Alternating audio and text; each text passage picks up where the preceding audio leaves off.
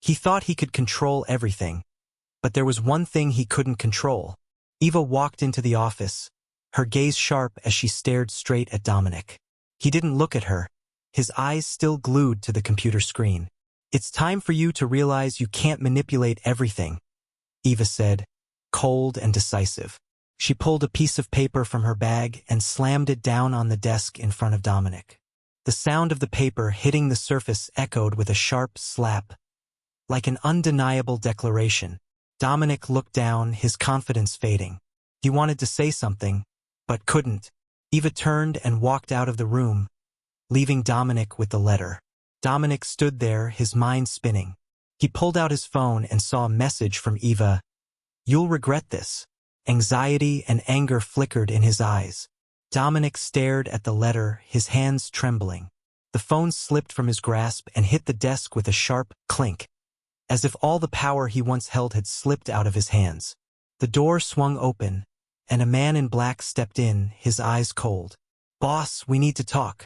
The man placed a hand on Dominic's shoulder and whispered, "She's not someone you can easily defeat." Dominic felt a wave of fear. He stood there, for the first time realizing he couldn't control the situation. The door opened again, and Sophia stepped in, her gaze as cold as ever. "Boss, is something wrong?" Dominic took a deep breath, forcing a smile, but the tension was evident in his eyes. "Nothing important." Sophia placed an envelope on the desk. "I think you'll need this." Dominic opened the envelope, and a photo of him and Eva from a secret meeting slipped out. Everything he had been hiding could now be exposed. Sophia smirked, her voice still cold. "She knows everything." His phone vibrated. Another message from Eva. "We need to meet, right now." Sophia noticed the panic in Dominic's eyes, stepping closer and placing a hand on his shoulder.